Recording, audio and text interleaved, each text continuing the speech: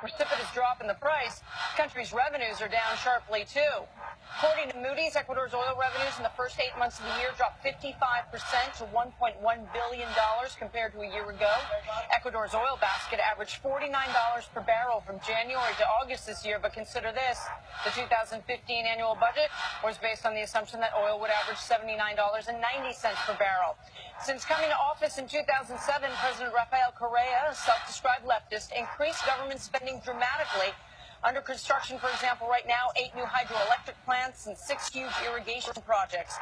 But now, of course, the revenue tide is turning, so Correa is seeking private investment to help fill the gap.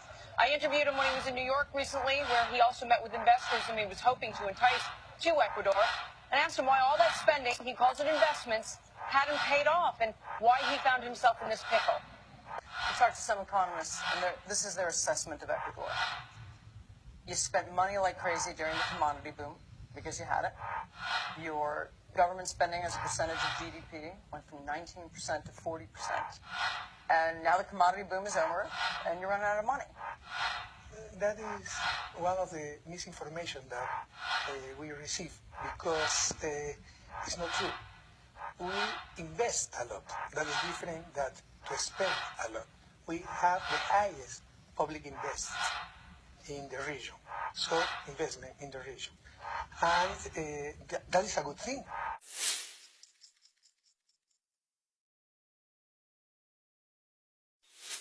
So why haven't all the investments that you've made paid off? I mean, if all the Keynesian spending that you did is so great, why isn't it serving you now to get you through these tough times? Because in economics, like in life, you can have good decision, but bad luck. We had bad luck this year.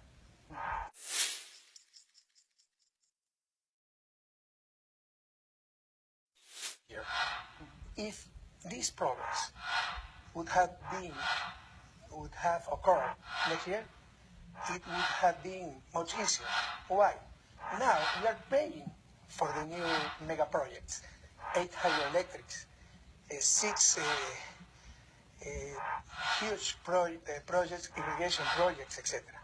But next year they will be finished. Now we are just spending, giving money without receiving any dollar.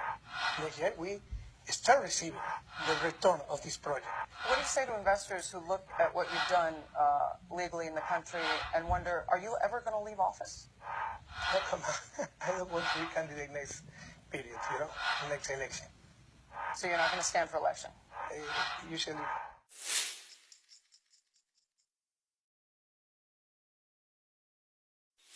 When you read the Committee for the Protection of Journalists, they say the treatment of the press in Ecuador is some of the worst in Latin America. Why do you treat the press? Who says that? Ecuador has one of the worst press freedom records in Latin America, with journalists subject to legal measures, defamation suits, and public insults. That's according to the Committee for the Protection of Journalists. Okay, an interest group. That is not an objective opinion. Anyway, how many journalists are in jail in Ecuador? You tell me. 0. So all of this is a big turnaround for Correa, who firmly believes in state-directed spending, or investments as he calls them. The fact that he's hoping for more private and foreign investment shows just how much he needs the money. Net foreign direct investment has been pretty negligible, less than $1 billion a year for the last few years, in an economy between $94 billion and $100 billion in size.